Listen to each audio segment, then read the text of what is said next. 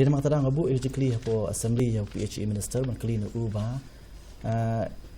ka katnu ngi dong kam hapo pasal shlong bro boi.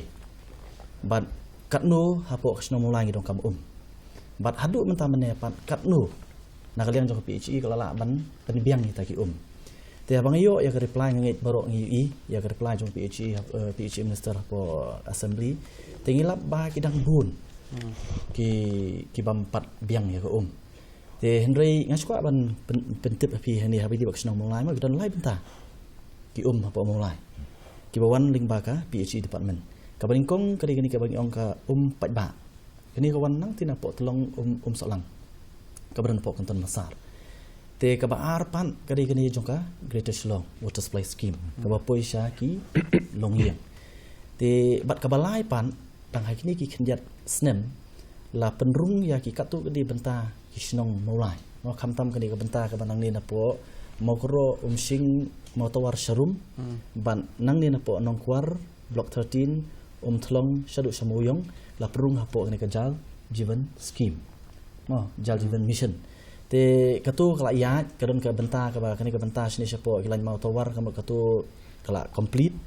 ba kalong ka jingkir khu nam ta kinong song satu ba da kum do hakasiteu kum balai sien ki yo halaki tingkong yeng te bat kani ko wi ka benta pat sotai siapo lan thlong nang kwar pan adu benta ka jingtri kadang ya ba ngi khmil unti ba kani kan sa dep then rei ko wi pat bang ko amora ni kan kani ka problem kum de ka benta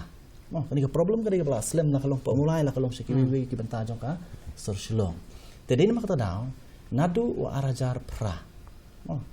la launch ya ka Greater Shillong Water Supply Scheme ka phase 3 nadu arajar pra rei hadu menta la jan khat pra snap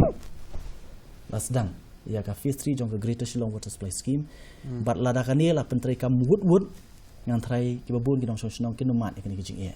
ndai hadu menta mene kamu tang si drop ru 4 jam na kani ka Greater Shillong Water Supply Scheme badin mang tadau nglara ru kani hapo yang dorbar tauan